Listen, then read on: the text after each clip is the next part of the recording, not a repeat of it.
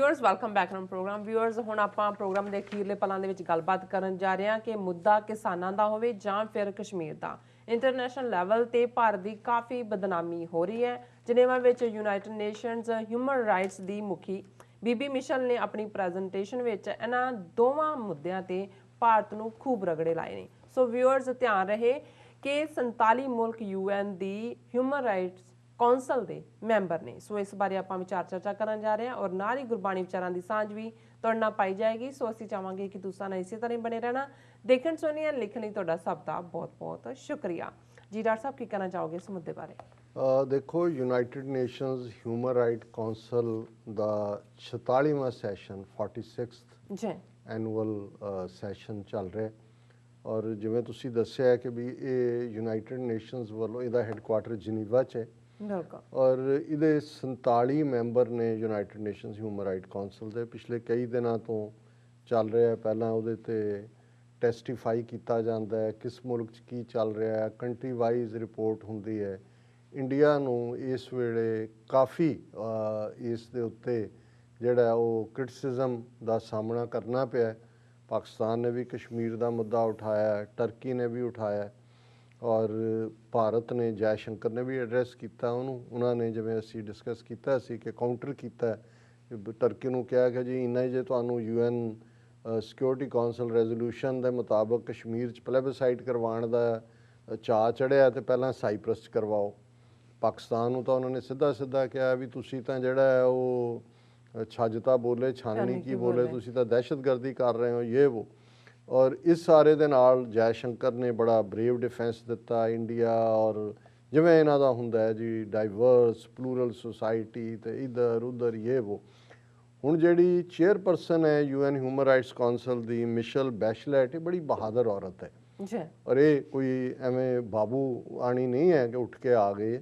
ਇਹ ਚਿਲੀ ਮੁਲਕ ਦੀ 2 ਵਾਰ ਪ੍ਰੈਜ਼ੀਡੈਂਟ ਵੀ ਰਹੀ ਹੈ ਔਰ ਇਹ ਪਹਿਲੇ ਦਿਨ ਤੋਂ ਔਰ ਇਸੇ ਦੇ ਥੱਲੇ ਹੀ ਬੀਬੀ ਮਿਸ਼ਲ ਦੇ ਥੱਲੇ ਹੀ ਜਦੋਂ ਈਵਨ ਕਸ਼ਮੀਰ ਦੇ ਉੱਤੇ ਲਗਭਗ 1.5 ਸਾਲ ਪਹਿਲਾਂ ਜਿਹੜੀ ਹੈ ਡੀਟੇਲਡ 49 ਪੇਜ ਰਿਪੋਰਟ ਵੀ ਆਈ ਸੀ ਔਰ ਪਹਿਲੀ ਵਾਰ ਸੀ UN ਦੀ ਹਿਸਟਰੀ 'ਚ ਕਿ ਇਸ ਲੈਵਲ ਦੀ ਡੀਟੇਲ ਰਿਪੋਰਟ ਆਈ ਔਰ ਭਾਰਤ ਬਹੁਤ ਤੜਫਿਆ ਸੀ ਉਹਦੇ 'ਚ। ਉਹਨਾਂ ਨੇ ਬਿਲਕੁਲ ਜੋ ਇਹਨਾਂ ਨੇ ਕੀਤਾ ਹੈ ਔਰ ਕਰ ਰਹੇ ਨੇ ਉਸ ਦਾ ਜ਼ਿਕਰ ਸੀ। ਹਾਲਾਂ ਉਦੋਂ ਤਾਂ ਕਸ਼ਮੀਰ ਦਾ ਸਟੇਟਸ ਖਤਮ ਕਰਨ ਦੀ ਜਾਂ ਜੋ 1.5 ਸਾਲ ਤੋਂ ਕਰ ਰਹੇ ਨੇ 5 ਅਗਸਤ 2019 ਤੋਂ, ਉਹ ਤਾਂ ਸਾਹਮਣੇ ਨਹੀਂ ਸੀ।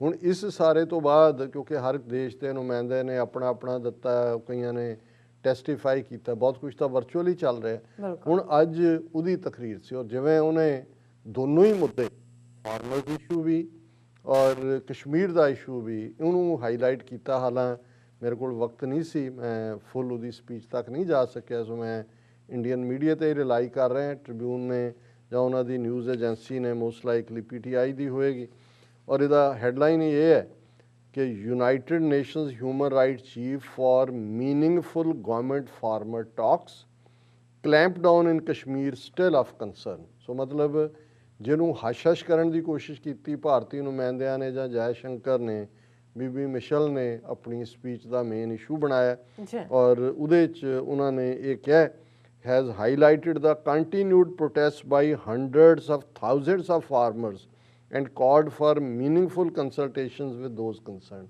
ਅਗਰ ਲੱਖਾਂ, ਹੁਣ ਇਹ UN ਹਿਊਮਨ ਰਾਈਟ ਕੌਂਸਲ ਦੀ ਚੀਫ ਕਹਿ ਰਹੀ ਹਜ਼ਾਰਾਂ ਨਹੀਂ ਲੱਖਾਂ ਕਿਸਾਨ ਬੈਠੇ ਨੇ ਔਰ ਉਹਨਾਂ ਨੇ ਕਿਹਾ ਜੀ ਉਹਨਾਂ ਦੇ ਨਾਲ ਡਾਇਲੋਗ ਕਰੋ ਔਰ ਉਹਦੇ 'ਚ ਉਹਨਾਂ ਨੇ ਕਿਹਾ ਕਿ charges of sedition against journalist and activist for reporting ਔਰ commenting on the protest and attempts to curb freedom of expression on social media were disturbing departures from essential human rights principles। ਉਹਨੇ ਕਿਹਾ ਤੁਸੀਂ ਜਿਹੜੇ journalist report ਕਰ ਰਹੇ ਨੇ protest ਨੂੰ ਔਰ ਦੂਜਿਆਂ ਨੂੰ, ਉਹਨਾਂ ਨੂੰ ਵੀ ਤੁਸੀਂ ਜਿਹੜਾ ਸੈਡੀਸ਼ਨ ਚਾਰਜ ਦੇ ਥੱਲੇ ਦੇਸ਼ ਧਰੋਹ ਦੇ ਥੱਲੇ ਅੰਦਰ ਬੰਦ ਕਰ ਰਹੇ ਹੋ ਔਰ ਜਿਹੜੀ ਫਰੀडम ਆਫ ਐਕਸਪ੍ਰੈਸ਼ਨ ਹੈ ਉਹਨੂੰ ਕਰਬ ਕਰ ਰਹੇ ਹੋ ਈਵਨ ਸੋਸ਼ਲ ਮੀਡੀਆ ਦੇ ਉੱਤੇ।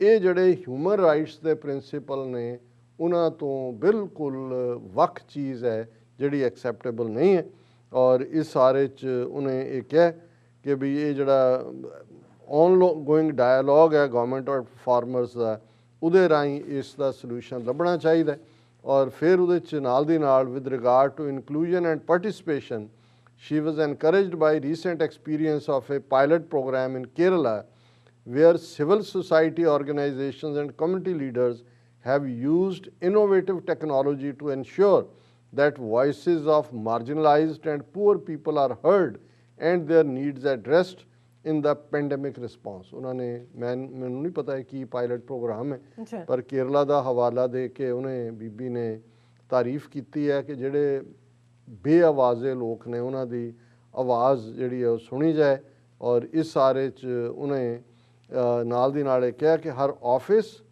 continue to monitor the situation in Kashmir where restrictions on communications and clampdowns on civil society activists remain of concern।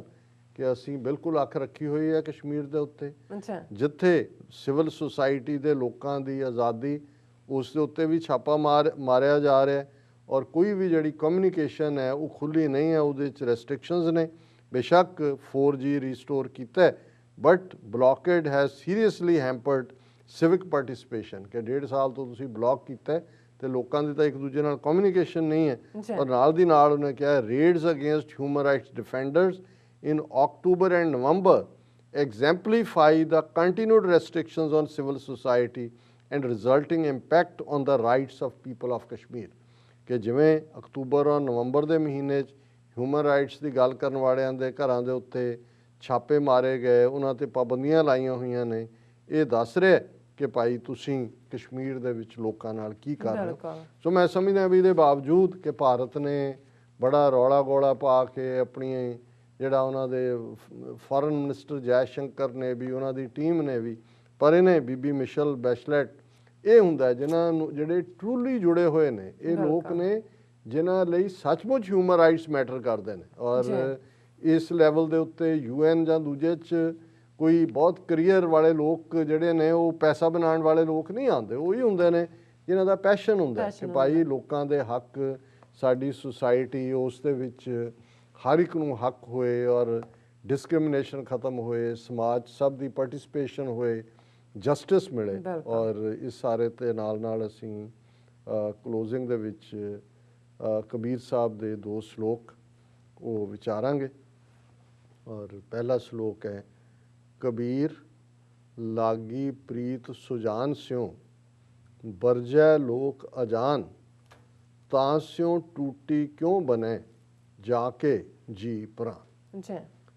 ਹੁਣ ਪ੍ਰੀਤ ਮੁਹੱਬਤ ਪਿਆਰ ਇਸ਼ਕ ਹੁਣ ਦੁਨੀਆ ਦੇ ਲੋਕ ਇਸ਼ਕ ਮਿਜ਼ਾਜੀ ਨੂੰ ਤਾਂ ਜਾਣਦੇ ਨੇ ਸਮਝਦੇ ਨੇ, ਬਹੁਤ ਸਾਰੇ ਉਸ ਦਾ ਆਪ ਵੀ ਸ਼ਿਕਾਰ ਹੁੰਦੇ ਨੇ ਪਰ ਇਸ਼ਕ ਹਕੀਕੀ ਦੀ ਖੇਡ ਇਸ ਨੂੰ ਗੁਰੂ ਸਾਹਿਬ ਨੇ ਫਰਮਾਇਆ ਜਗ ਮੈਂ ਉੱਤਮ ਕਾਂਢੀਏ ਵਿਰਲੇ ਕਈ ਕੇ। ਔਰ ਇਸ਼ਕ ਹਕੀਕੀ ਹੀ ਅਸਲ ਦੇ ਵਿੱਚ ਇਸ਼ਕ ਦੀ ਕਹਾਣੀ ਹੈ ਜਿਸ ਨੂੰ ਬਾਬਾ ਫਰੀਦ ਗੰਜ ਸ਼ੱਕਰ ਨੇ ਫਰਮਾਇਆ ਦਿਲੋਂ ਮੁਹੱਬਤ ਜਿਨ ਸਹੀ ਸੱਚਿਆ ਜਿਨ ਮਨ ਹੋਰ ਮੁਖ ਹੋਰ ਸੇ ਕਾਂਡੇ ਕੱਚਿਆ ਰੱਤੇ ਇਸ਼ਕ ਖੁਦਾਏ ਰੰਗ ਦੀਦਾਰ ਕੇ ਵਿਸਰਿਆ ਜਿਨ ਨਾਮ ਸੇ ਭੋਏ ਭਾਰ ਥੀਏ। ਕਿ ਭਾਈ ਜਿਨ੍ਹਾਂ ਨੂੰ ਰੱਬ ਭੁੱਲਿਆ ਹੋਇਆ ਉਹ ਜ਼ਮੀਨ ਦੇ ਉੱਤੇ ਭਾਰ ਨੇ ਔਰ ਅਲਟੀਮੇਟਲੀ ਜਿਨ੍ਹਾਂ ਦੇ ਅੰਦਰ ਤੇ ਬਾਹਰ ਸਿਰਫ ਉਸੇ ਦਾ ਨਾਂ ਹੈ ਉਹਨਾਂ ਦੀ ਮੁਹੱਬਤ ਹੈ ਪਰ ਜਿਨ੍ਹਾਂ ਦੇ ਮਨ 'ਚ ਕੁਛ ਹੋਰ ਹੈ ਮੂੰਹ ਤੇ ਉਹ ਕੁਛ ਹੋਰ ਹੈ ਉਹ ਕੱਚੇ ਨੇ। ਹੁਣ ਕੱਚੇ ਤੇ ਪੱਕੇ ਨੂੰ ਵੀ ਡਿਫਾਈਨ ਕੀਤਾ ਤੇ ਇਹ ਵੀ ਗੁਰਬਾਣੀ ਯਾਦ ਦਹਾਨੀ ਕਰਵਾਉਂਦੀ ਹੈ ਨਾਨਕ ਕੱਚੜਿਆਂ ਸਿਉ ਤੋੜ ਢੂੰਡ ਸੱਜਣ ਸੰਤ ਪੱਕਿਆਂ ਕਿ ਉਹ ਸੱਜਣ ਲੱਭ ਉਹ ਸੰਤ ਲੱਭ ਉਹ ਫਕੀਰ ਲੱਭ ਉਹ ਰੱਬ ਦਾ ਸੂਫੀ ਲੱਭ ਰੱਬ ਦਾ ਪਿਆਰਾ ਲੱਭ ਜਿਹੜਾ ਸਚਿਆਰਤਾ ਦੇ ਨਾਲ ਇਸ਼ਕ ਦੇ ਵਿੱਚ ਰੰਗਿਆ ਹੋਇਆ ਉਹੀ ਜਿਹੜਾ ਰੰਗਿਆ ਦੁਨੀਆ ਉਸ ਨੂੰ ਕਦੇ ਸਮਝ ਵੀ ਨਹੀਂ ਸਕਦੀ। ਔਰ ਗੁਰੂ ਨਾਨਕ ਸਾਹਿਬ ਦਾ ਆਪਣਾ ਇਹ ਕਹਿਣਾ ਕਿ ਕੋ ਕਹਿ ਭੂਤਨਾ ਕੋ ਕਹਿ ਬੇਤਾਲਾ ਕੋਈ ਆਖੇ ਆਦਮੀ ਨਾਨਕ ਬੇਚਾਰਾ ਭਇਆ ਦੀਵਾਨਾ ਸ਼ਾਹ ਕਾ ਨਾਨਕ ਬਹਿਰਾਨਾ। ਕਿ ਕੋਈ ਕਹਿੰਦਾ ਭੂਤਣਾ ਕੋਈ ਕਹਿੰਦਾ ਇਹ ਬੇਤਾਲਾ ਤੇ ਕੋਈ ਕਹਿੰਦਾ ਜਾਣ ਦਿਓ ਕਿ ਭਾਈ ਇਹ ਰੱਬ ਦਾ ਬੰਦਾ ਹੈ। ਕਿ ਇਹ ਜਿਹੜੀ ਦੀਵਾਨਗੀ ਹੈ ਦੀਵਾਨਗੀ ਪਾਗਲਪਨ ਨੂੰ ਕਹਿੰਦੇ ਨੇ ਭਇਆ ਦੀਵਾਨਾ ਸ਼ਾਹ ਉਸ ਰੱਬ ਸੱਚੇ ਸ਼ਾਹ ਦਾ ਭਇਆ ਦੀਵਾਨਾ ਸ਼ਾਹ ਕਾ ਨਾਨਕ ਬੌਰਾਨਾ, ਬੌਰਾ ਵੀ ਸ਼ਦਾਈ ਨੂੰ ਕਹਿੰਦੇ ਨੇ। ਹੁਣ ਜਿਹੜਾ ਇਸ਼ਕ ਹਕੀਕੀ ਦੇ ਵਿੱਚ ਰੰਗਿਆ ਹੋਇਆ ਹੈ, ਦੁਨੀਆ ਦੇ ਲਈ ਤਾਂ ਉਹ ਦੀਵਾਨਾ ਹੈ, ਉਹ ਬੌਰਾ ਹੈ। ਉਹਨੂੰ ਲੱਗਦਾ ਕਿ ਭਾਈ ਇਹ ਕੋਈ ਪੈਸੇ ਕਮਾਏ, ਕੋਈ ਘਰ ਵਸਾਏ, ਕੋਈ ਵਧੀਆ ਘਰ ਬਣਾਏ, ਇਹ ਕੀ ਕਰਦਾ? ਕਬੀਰ ਸਾਹਿਬ ਕਹਿੰਦੇ ਨੇ ਕਬੀਰ ਲਾਗੀ ਪ੍ਰੀਤ ਸੁਜਾਨ ਸਿਓ, ਕਿ ਉਸ ਸੁਜਾਨ, ਉਸ ਰੱਬ ਦੇ ਨਾਲ ਪ੍ਰੀਤ ਮੇਰੀ ਲੱਗੀ ਹੋਈ ਹੈ, ਉਹਦੇ ਨਾਲ ਹੈ। ਵਰਜੈ ਲੋਕ ਅਜਾਨ, ਪਰ ਇਹ ਜਿਹੜੇ ਅਜਾਨ ਲੋਕ ਜਿਨ੍ਹਾਂ ਨੂੰ ਪਤਾ ਹੀ ਨਹੀਂ ਹੈ ਕਿ ਮੁਹੱਬਤ ਔਰ ਇਸ ਇਸ਼ਕ ਦੀ ਹਕੀਕਤ ਕੀ ਹੈ, ਉਹ ਰੋਕਦੇ ਨੇ ਕਿ ਭਾਈ ਇਹ ਤੂੰ ਕਿਹੜਾ ਪਾਸਾ ਚੁਣ ਲਿਆ। ਵਰਜੈ, ਵਰਜਾ ਰੋਕਣਾ। ਉਹ ਕਹਿੰਦੇ ਨੇ ਤਾਂ ਸਿਓ ਟੂਟੀ ਕਿਉਂ ਬਨੇ ਜਾਂ ਕੇ ਜੀ ਪ੍ਰਾਨ। ਉਹ ਕਹਿੰਦੇ ਓਏ ਕਮਲਿਓ, ਮੂਰਖੋ, ਜਿਹਦੇ 'ਚ ਮੇਰੀ ਜਿੰਦ ਜਾਨ ਹੈ, ਜੀ ਪ੍ਰਾਨ ਹੈ, ਉਹਦੇ ਨਾਲ ਤੋੜ ਕੇ ਮੈਂ ਕਿਵੇਂ ਜੀਵਾਂਗਾ। ਔਰ ਇਹੀ ਹੈ ਆਖਾਂ ਜੀਵਾਂ ਵਿਸਰੈ ਮਰ ਜਾਉ, ਆਖਣ ਔਖਾ ਸਾਚਾ ਨਾਉ, ਸਾਚੇ ਨਾਮ ਕੀ ਲਾਗੈ ਭੂਖ, ਉਤ ਭੂਖੈ ਖਾਏ ਚਲੀਐ ਦੁਖ, ਸੋ ਕਿਉਂ ਵਿਸਰੈ ਮੇਰੀ ਮਾਏ, ਸਾਚਾ ਸਾਹਿਬ ਸਾਚੇ ਨਾ। ਗੁਰੂ ਨਾਨਕ ਸਾਹਿਬ ਕਿ ਮੇਰੀ ਮਾਂ, ਜੇ ਮੈਂ ਰੱਬ ਨੂੰ ਯਾਦ ਕਰਦਾ, ਹੁਣ ਦੁਨੀਆਦਾਰ ਜਾਂ ਅਸੀਂ ਲੋਕ ਤਾਂ ਦੁਨਿਆਵੀ ਭੁੱਖ ਹਰ 6 ਘੰਟੇ ਬਾਅਦ ਢਿੱਡ 'ਚ ਕੁਛ ਨਾ ਕੁਛ ਸੁੱਟਣਾ ਪੈਂਦਾ, ਕਹਿੰਦੇ ਜੀ ਇਹਦੀ ਅੱਗ ਨੂੰ ਝੁਲਸੋ। ਨਹੀਂ, ਲੇਕਿਨ ਇੱਕ ਉਹ ਹੈ ਜਿਹੜੀ ਰੱਬ ਤੋਂ ਵਿਛੋੜੇ ਦੀਆਂ ਪੈਂਗਸ ਨੇ, ਪੀੜਾਂ ਨੇ, ਉਹ ਉਹੀ ਜਾਣਦਾ ਹੈ ਜਿਹਨੇ ਪ੍ਰੀਤ ਕੀਤੀ ਹੁੰਦੀ ਕਿ ਉਹ ਕਿੰਨੇ ਤਕਲੀਫ ਦੇ ਹੁੰਦੀ। ਔਰ ਉਹ ਜਿਹੜੀ ਈਵਨ ਮਿਲਣ ਤੋਂ ਬਾਅਦ ਤਾਂ ਵਿਛੜਨ ਦੀ ਗੱਲ ਦੂਰ ਦੀ, ਜਦੋਂ ਮਿਲਣ ਦੀ ਤਾਂਘ ਵੀ ਹੁੰਦੀ ਹੈ, ਜਿਸ ਨੂੰ ਵੈਰਾਗ ਕਹਿੰਦੇ ਨੇ, ਇੱਕ ਵਿਛੋੜੇ ਦੀ ਪੀੜ, ਜਿਸ ਨੂੰ ਬਾਬਾ ਫਰੀਦ ਨੇ ਯਾਦ ਕਰਵਾਇਆ ਸੀ ਕਿ ਭਾਈ ਕਿਵੇਂ ਦੀ ਇਹ ਪੀੜ ਹੈ ਕਿ ਭਾਈ ਜੇ ਫਰੀਦਾ ਜਿਤ ਤਨ ਬਿਰਹਾ ਨਾ ਉਪਜੈ, ਸੋ ਤਨ ਜਾਣ ਮਸਾਣ, ਕਿ ਜਿਹਦੇ ਅੰਦਰ ਉਹ ਪੈਂਗ ਨਹੀਂ ਹੈ, ਪੀੜ ਨਹੀਂ ਹੈ। ਰੱਬ ਨੂੰ ਮਿਲਣ ਦਿਓ ਤਾਂ ਸਮਝੋ ਕਿ ਕਬਰਸਤਾਨ ਹੈ, ਉਹ ਤਾਂ ਸ਼ਮਸ਼ਾਨ ਘਾਟ ਹੈ। ਔਰ ਇਹੀ ਕਿ ਭਾਈ ਲੋਕ ਤਾਂ ਵਰਜਦੇ ਨੇ ਕਿ ਇਹ ਤੂੰ ਕਿਹੜੇ ਪਾਸੇ ਤੁਰਿਆ, ਪਰ ਇਹ ਤਾਂ ਮੇਰੇ ਜੀ ਪ੍ਰਾਣ ਨੇ। ਔਰ ਫਿਰ ਜਿਹੜੇ ਵਰਜਨ ਵਾਲੇ ਨੇ ਅਜਾਣ, ਉਹਨਾਂ ਨੂੰ ਕਬੀਰ ਸਾਹਿਬ ਸਮਝਾਉਂਦੇ ਨੇ, ਕਬੀਰ ਕੋਠੇ ਮੰਡਪ ਹੇਤ ਕਰ, ਕਾਹੇ ਮਰੋ ਸਵਾਰ, ਕਾਰਜ 3.5 ਹੱਥ, ਘਨੀ ਤਾਂ 4.25। ਹੁਣ ਉਹ ਤਾਂ ਪਹਿਲਾਂ ਉਹਨਾਂ ਨੂੰ ਕਹਿੰਦੇ ਨੇ ਵਰਜ ਰਹੇ ਨੇ, ਹੁਣ ਕਬੀਰ ਸਾਹਿਬ ਉਹਨਾਂ ਨੂੰ ਸਮਝਾ ਰਹੇ ਨੇ, ਕਬੀਰ ਕੋਠੇ ਮੰਡਪ ਹੇਤ ਕਰ, ਕਾਹੇ ਮਰੋ ਸਵਾਰ, ਕਿ ਸੋਹਣਾ ਘਰ ਬਣਾਇਆ, ਚੁਬਾਰਾ, ਵੱਡੇ ਸ਼ਮਿਆਨੇ ਲੱਗੇ ਨੇ, ਸਵੇਰ ਤੋਂ ਸ਼ਾਮ ਤੱਕ ਉਹਨੂੰ ਸਜਾਉਣ ਤੇ ਹੀ ਰਹਿੰਦੇ ਹੋ, ਉਹਨੂੰ ਸਜਾਉਣ ਤੇ ਹੀ ਮਰ ਰਹੇ ਹੋ। ਇਹਨਾਂ ਦੀ ਖਾਤਰ, ਕੋਠਿਆਂ ਦੀ ਖਾਤਰ, ਮਹਿਰ ਮਾੜੀਆਂ ਦੀ ਖਾਤਰ, ਕਾਹੇ ਮਰੋ ਸਵਾਰ, ਸਵਾਰਨਾ ਹੁੰਦਾ ਸ਼ਿੰਗਾਰਨਾ, ਇਹ ਬਦਲ ਦਿਓ, ਇਹ ਇੱਥੋਂ ਬਦਲ ਦਿਓ, ਸੋਫਾ ਹੁਣ ਇਸ ਰੰਗ ਦਾ ਕੰਧ ਨਾਲ ਮੈਚ ਨਹੀਂ ਕਰਦਾ, ਸਾਰਾ ਦਿਨ ਇਸੇ ਕੰਮ ਤੇ ਲੱਗੇ ਹੁੰਦੇ ਨੇ। ਮੈਂ ਬਹੁਤ ਵਾਰ ਦੇਖਦਾ ਤੇ ਮੈਨੂੰ ਵੀ ਜਦੋਂ ਕਿਸੇ ਦੇ ਜਾਓ ਫਿਰ ਉਹ ਕਹਿਣਗੇ ਜੀ ਇਹ ਤੁਹਾਨੂੰ ਪਸੰਦ ਆਇਆ, ਨਵਾਂ ਸੀ। ਮੈਂ ਕਿਹਾ ਜੀ ਪਹਿਲਾਂ ਕਿਹੜਾ ਸੀ। ਔਰ ਇਹ ਨਹੀਂ ਹੈ ਕਿ ਵੀ ਕੋਈ ਮੈਂ ਕੋਈ ਵੱਖਰਾ ਹੈ, ਪਰ ਮੈਨੂੰ ਬਹੁਤ ਵਾਰ ਇਹ ਲੱਗਦਾ ਹੁੰਦਾ ਹੈ। ਹੁਣ ਈਵਨ ਲੋਕ ਕਈ ਜਿਹੜੇ ਚਾਅ ਨਾਲ ਬਿਠਾਣਗੇ, ਭਾਵੇਂ ਨਵੀਂ ਗੱਡੀ ਲਈ ਹੁੰਦੀ ਹੈ, ਉਹ ਤਾਂ ਵਿਚਾਰੇ ਕਹਿਣਗੇ ਕਿ ਵੀ ਪੁੱਛਣਗੇ ਜੀ ਕਿਹੜਾ ਮਾਡਲ ਹੈ। ਮੈਨੂੰ ਤਾਂ ਕਦੇ, ਮੈਂ ਆਪਣੇ ਦਿਮਾਗ 'ਚ ਕੋਈ ਰਜਿਸਟਰ ਵੀ ਨਹੀਂ ਬਣਾਇਆ ਹੋਇਆ। ਉਹ ਵਿਚਾਰੇ ਫਿਰ ਆਪ ਹੀ ਹੌਲੀ ਹੌਲੀ ਦੱਸਦੇ ਆ ਜੀ ਇਹ ਫਲਾਣੀ ਓਡੀ ਹੈ, ਇਹ ਫਲਾਣੀ ਲੈਕਸਸ ਹੈ। ਫਿਰ ਮੈਨੂੰ ਇਹ ਲੱਗਦਾ ਵੀ ਹੁਣ ਇਹਦੀ ਈਗੋ ਨੂੰ ਥੋੜ੍ਹੀ ਜਿਹੀ ਮਸਾਜ ਵੀ ਕਰਨੀ ਜ਼ਰੂਰੀ ਹੈ। ਮੈਂ ਫਿਰ ਇੰਨਾ ਕੁ ਪੁੱਛ ਲੈਂਦਾ ਕਿੰਨੇ ਕੁ ਦੀ ਹੈ, ਹਾਰਾ ਮੈਨੂੰ ਭੁੱਲ ਜਾਂਦਾ ਦੁਬਾਰਾ, ਮੈਂ ਦੁਬਾਰਾ ਨਹੀਂ ਯਾਦ ਰੱਖਿਆ ਹੁੰਦਾ।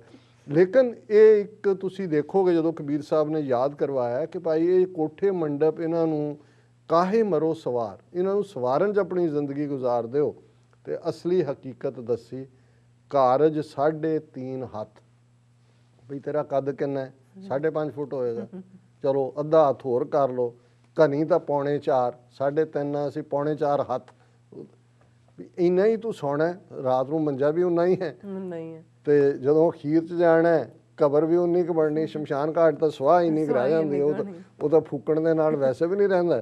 ਕਿ ਵੀ ਜੇ ਤੇਰਾ ਹਾਲ ਇਹ ਹੈ ਵੀ ਕਾਰਜ 3.5 ਹੱਥ, 3.5 ਹੱਥ ਜਿੰਨਾ ਤੇਰਾ ਕੱਦ ਹੈ, ਉਨੀ ਕੁ ਤੈਨੂੰ ਭੈਣ ਨੂੰ ਥਾਂ ਚਾਹੀਦੀ ਹੈ। ਚੱਲ ਥੋੜ੍ਹਾ ਜਿਹਾ ਤੂੰ ਲੰਬਾ ਹੋਏਗਾ, ਘਣੀ ਤਾਂ 4.25, ਤੇ ਇਹ ਤੂੰ ਜਿੰਨਾ ਕੁ ਬਣਾ ਰਿਹਾ ਇਹ ਕਾਹਦੇ ਲਈ ਹੈ? ਇਹ ਹੈ ਹਕੀਕਤ ਜ਼ਿੰਦਗੀ ਦੀ। ਜੀਵਨ ਦੀਆਂ ਲੋੜਾਂ, ਚੰਗੇ ਢੰਗ ਨਾਲ ਜ਼ਿੰਦਗੀ ਜਿਉਣੀ, ਬੱਚਿਆਂ ਨੂੰ ਚੰਗੀ ਐਜੂਕੇਸ਼ਨ ਦੇਣੀ, ਇਹ ਇਸ ਨੂੰ ਕੋਈ ਮਨਾ ਨਹੀਂ ਕੀਤਾ ਹੋਇਆ। ਪਰ ਹੁੰਦਾ ਇਹ ਹੈ ਕਿ ਜਦੋਂ ਇਸ ਦੌੜ 'ਚ ਅਸੀਂ ਪੈ ਜਾਂਦੇ ਹਾਂ ਬਿਲਕੁਲ ਫਿਰ ਰੱਬ ਭੁੱਲ ਜਾਂਦਾ ਹੈ।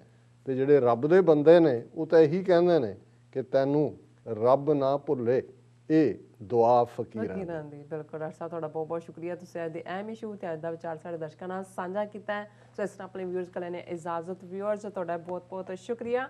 ਤੁਸੀਂ ਆਪਣੇ ਕੀਮਤੀ ਸਮੇਂ ਵਿੱਚ ਸਮਾਂ ਕੱਢ ਕੇ ਸਾਨੂੰ ਆਪਣੇ ਰਾਏ ਤੇ ਸੁਝਾਅ ਭੇਜੇ ਨੇ, ਤਾਂ ਭੇਜਦੇ ਰਹਿਣਾ ਸਾਡੇ ਇਸ ਪਤੇ ਤੇ sos@tv84.tv ਤੇ ਅਸੀਂ ਆਪਣਾ ਪ੍ਰੋਗਰਾਮ ਲੈ ਕੇ ਫਿਰ ਦੁਬਾਰਾ ਤੁਹਾਡੇ ਸਾਹਮਣੇ ਹੋਵਾਂਗੇ। ਤਦ ਤੱਕ ਲਈ ਮੈਨੂੰ ਤੇ ਆਪਣਾ ਡਾਕਟਰ ਸਾਹਿਬ ਆ ਗਿਆ ਦੋ। ਦੇਖਦੇ ਰਹੋ TV84। ਬੁਲਾ ਦਿਓ ਫਤਿਹ।